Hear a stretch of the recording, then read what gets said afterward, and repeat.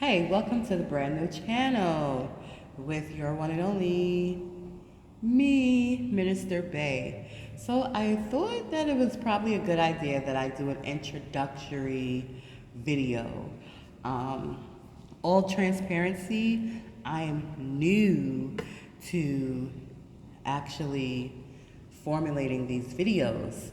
I do have a podcast, and I will put that link in the description amongst all of the other links that are specifically designed to support you mentally, spiritually, and physically, and being the best version of yourself that you can possibly be.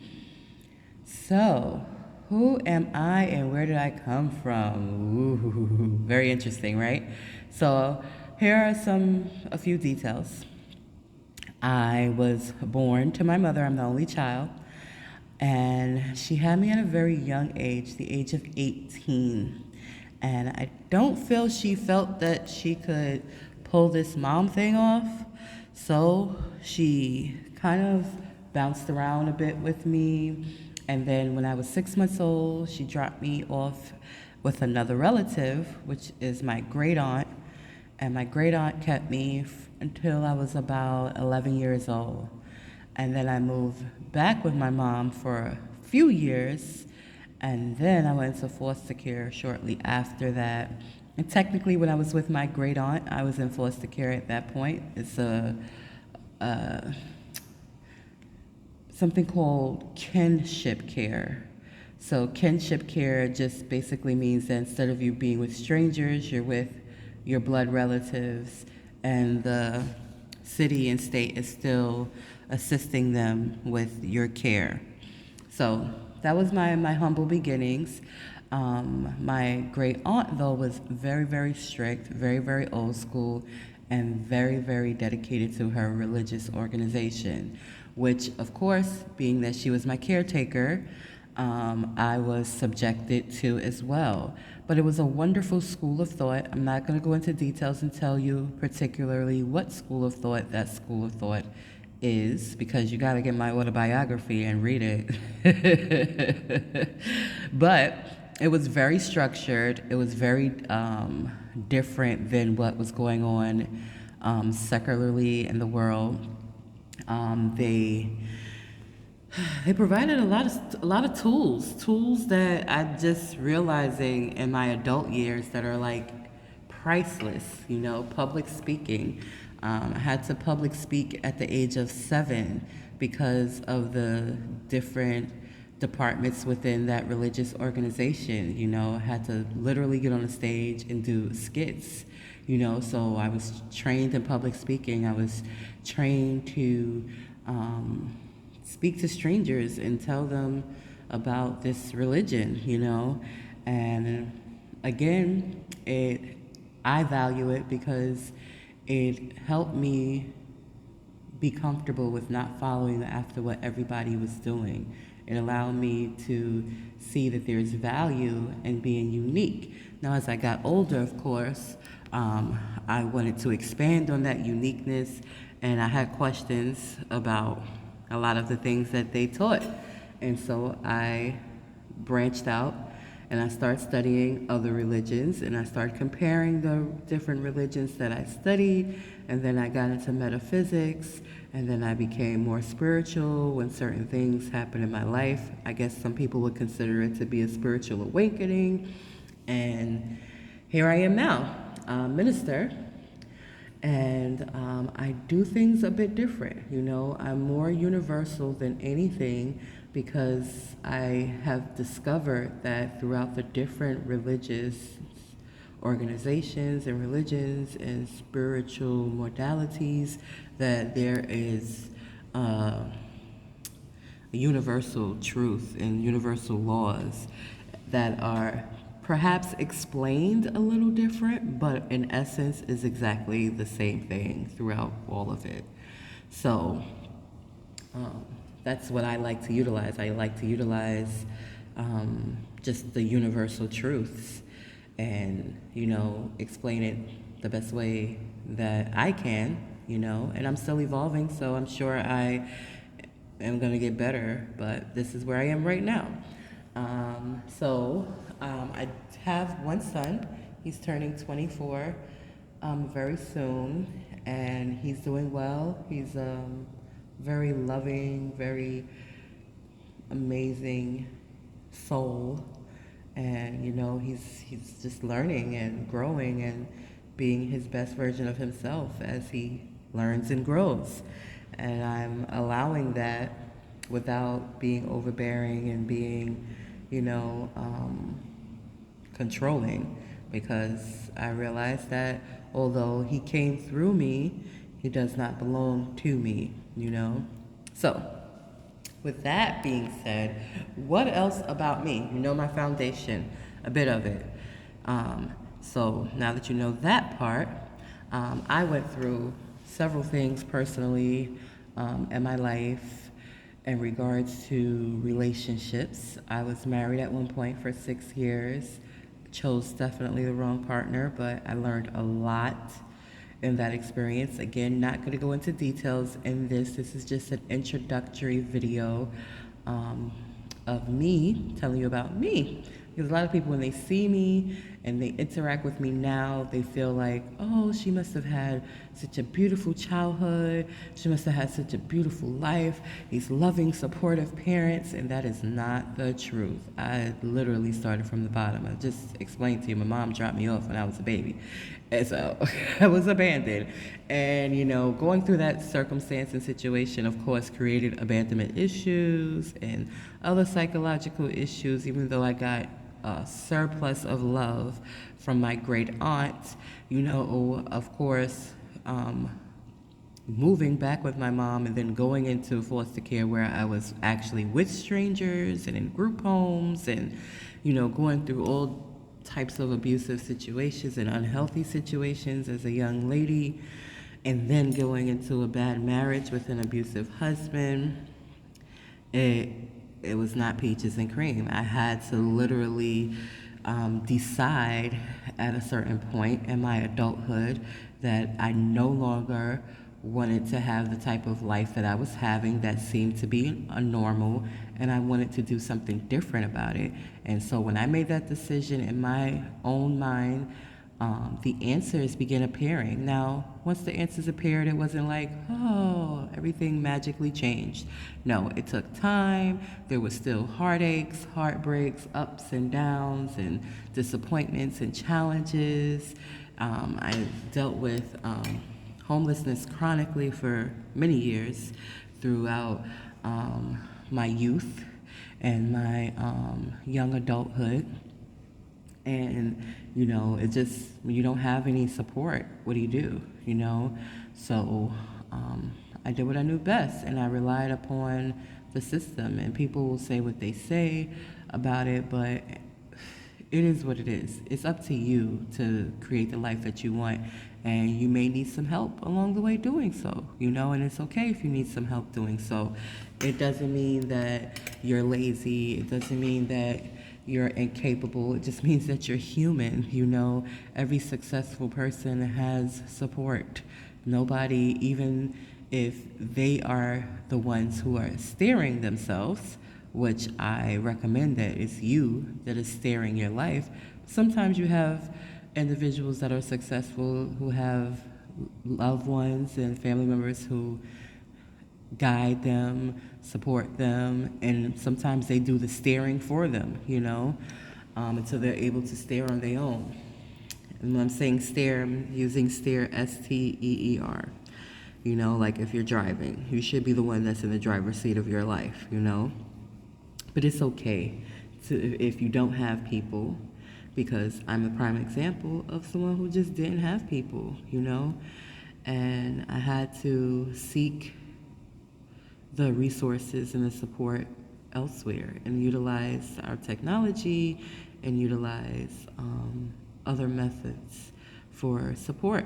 And, that sometimes involved me humbling myself and asking for it through the agencies that are there to help support people. Now, some people, they get help from these agencies like welfare and Section 8, and they they stay stuck. They don't actually do the work to heal themselves so that they're not dependent on that their whole entire life.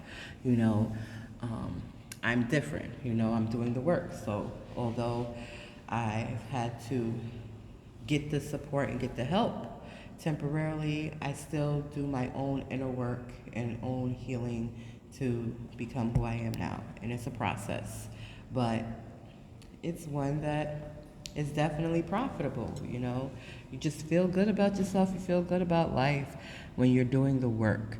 So this channel, brand new, was actually born several years ago. But as I was dealing with life's challenges, I did not put a lot of time into it, you know, and I kind of was like playing around, you know, just random videos here, there, all this good stuff. But now I see that this platform is not only a huge opportunity for me to serve you, but it's also an opportunity for me to be more disciplined in my own journey, because I'm still growing. Having the title of minister does not mean that I am better than anyone. It doesn't mean that I am loftier than anyone.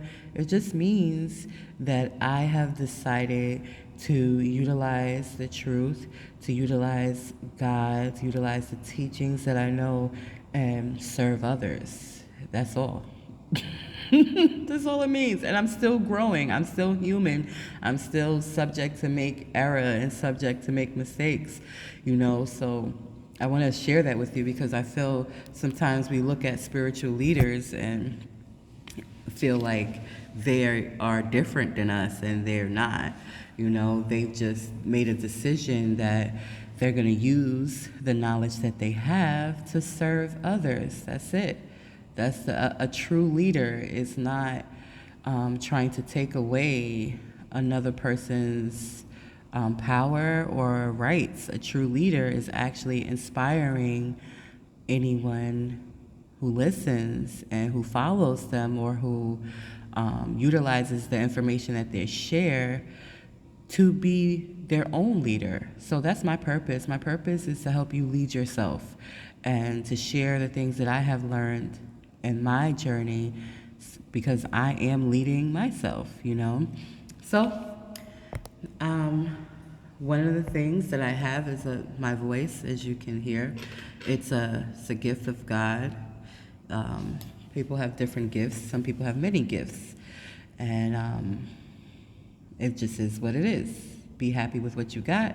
Use it, develop it, strengthen it, and all will be well with you, for sure. So another thing I do with my voice is not just podcasts, not just do videos, but I sing, yes. And I have a whole different persona for my music, and that persona is Nikita Black. So I'm working on that. You'll see through, in this video, me singing. I'm not gonna sing in this video for you.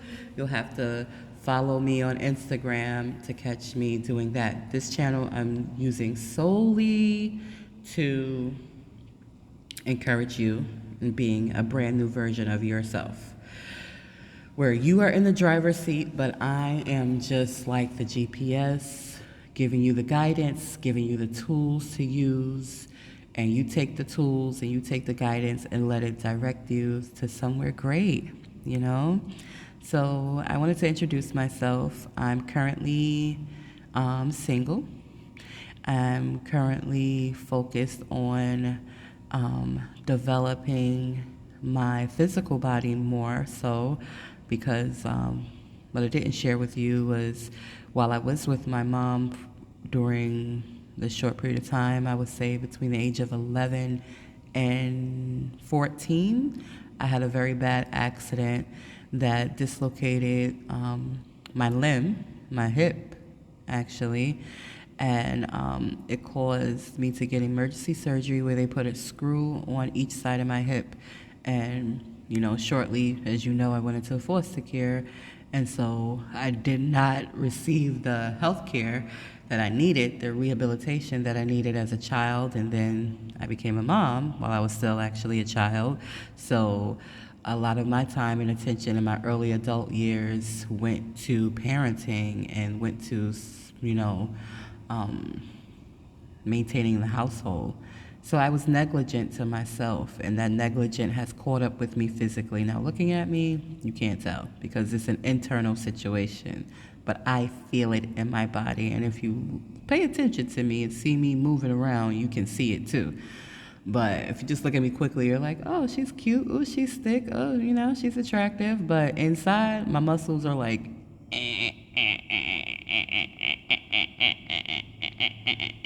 I don't know if they're really making that sound, but that's definitely how they feel. And I went through a period this year where an OMG. I didn't know what was going to happen because it was unbearably painful, and I totally rejected the modern day way of dealing with life, which is like, oh, let me just fix the symptom and not deal with the issue. I wanted to know what the issue was. How can I deal with the issue? So I began to do research on physical anatomy and, you know, see what muscles is what. I learned about a whole bunch of muscles like you would think I was a physical therapist. I learned about the psoas muscle and abductors and adductors and all of these amazing leg muscles outside of just the typical glutes, hamstrings, and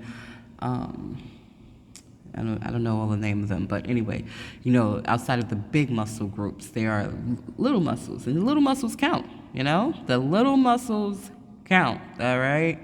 There's nerves throughout our whole body, and don't think that those little muscles don't count, because I can tell you they do.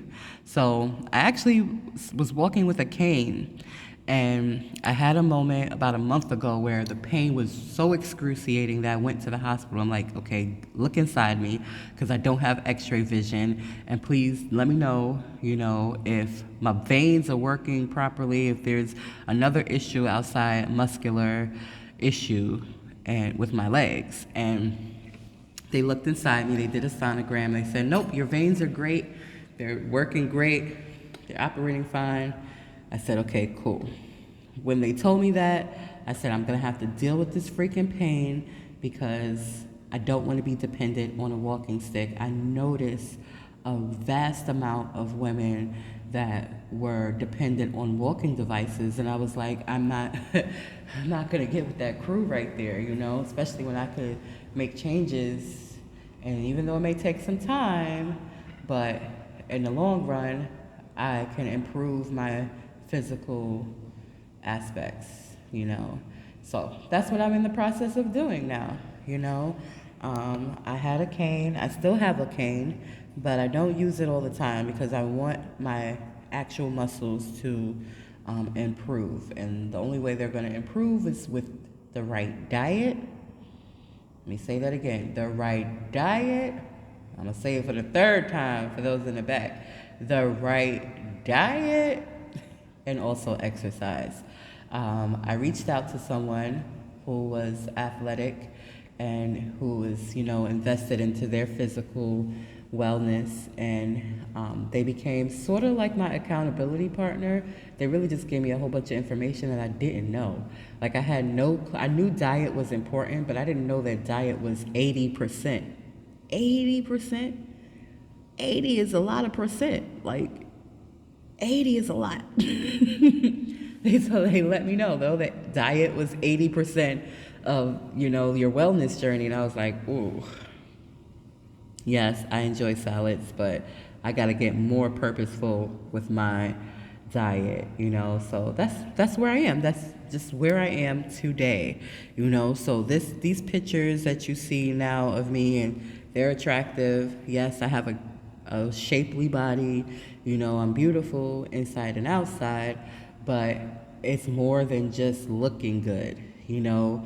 I must feel good, and not only must I feel good in my body, but my body must function the way it's supposed to function. Like I should be able to put on my shoes and my socks easy, but it's a struggle right now, honestly, you know, and it's an uncomfortable one, but it's one that I have accepted because it is what it is. I'm no longer embarrassed about it. I'm just like, okay, I have to continue to be consistent, and that's it, you know? So yeah, it's not just about looking good, it's about the functionality for me. Functionality is top priority because I already look good. So only thing that's gonna happen with me improving my functionality and getting pain-free in a natural way is I'm gonna look better. All right, 2023, I'm gonna come out, I'm busting out in bikinis. Yeah, that's happening. That's happening. So, anyway, this is who I am, you know. Very complex, but also very relatable, I feel, you know, and I'm unique, and I'm me, and I like all parts of me, I love all parts of me, and even the parts that are not so cute, you know, not so pretty, I've learned to love those things too, and recognize that if I'm not satisfied with it, I can take steps to change it. And sharing my journey with you guys is just motivation for you to do the same in your life. You know, I don't know what your background is, I don't know what your story is, only you do, but I encourage you to accept it and to recognize that that does not have to define who you are in life. Just because you were born poor doesn't mean you have to go out of this world being poor. You know, just because you went through psychological, physical, perhaps even sexual abuse doesn't mean that you are less than a person. You know, doesn't mean you're not worthy of love, doesn't mean you're not worthy of healthy relationships. It just means that whatever whatever trauma reaction you have created within yourself to deal with that trauma, that you can grow from there and that you can develop yourself to be the best you that you could possibly be. And it's going to take some work. I don't know how long you've held on.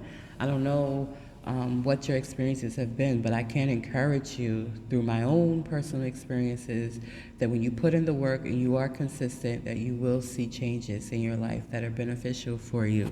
And you will feel the difference and see the difference in your life. And that's going to require sometimes some hard no's. You prioritizing yourself. You not worrying what other people feel or think about your process, because your process is your process, not nobody else's process. Remember, I'm only a guide and a support. I'm not here to tell you how to live your life or what to shape your life to be. I'm just here to encourage you and give you the truth. That's it. So, that's who I am. I'm glad you've tuned in. There are, of course, links and descriptions always in my videos for you, your physical, your mental, and your spirituality. And it is an investment, you know, so this channel is free. You can listen to my videos and watch my videos for free. Like and subscribe, please. Share with someone else. And just start believing. Start believing in yourself. You know, start believing that you can impact your life positively and impact the lives of those around you in positive ways. Because that's the truth. And when there is more and more people that's doing that, we're ultimately going to change our world for the better. No one's coming down out the sky to help us do this. And if they are, we'll never know because they'll look just like us. They'll be disguised and look just like us, you know. So, hey, just know that you are capable and you are able in creating a life that you love and a version of yourself that you love. You know, it's okay. Just because you have developed certain things and they have become comfortable doesn't mean it has to stay the same way. You have the choice in changing those things. Because you might be comfortable with the drama, you might be comfortable with the gossip, you might be comfortable with the bullshit. But guess what? That bullshit is not serving you and you becoming the best version of yourself. That bullshit, that drama, that gossip is keeping you at one level and you don't have to stay there. You can rise up. You can go as high up as you want to in life. Don't ever let nobody tell you that you can't. It doesn't matter where you came from, doesn't matter what your circumstances are. You can change that. It starts with your mindset. It starts with your habits. It starts with your choices. It starts with you disciplining yourself and sometimes saying no to the people that you're comfortable around. Sometimes isolating yourself and really, really dealing with just you. So be encouraged and thank you. Welcome to my channel. If you do decide to go through all my videos, you will see the change yourself. When I first started this channel, I was about 260 pounds. You know, I took for granted, like, oh, I look good. I don't got to worry about nothing. No. 10 years later, no. I don't know if it's been 10 years. I think it's actually been like 6 years. But I dropped some pounds considerably, and I still have some pounds to drop. But again, my focus is not just on the external. My focus is more on the internal and on the functionality of my body. And that's naturally going to have a good result on the outside, you know? So again, thank you for tuning in to Brand New. Make sure you check out the links in the description. And I hope that you have found some value in this. Be sure to like, share, and subscribe.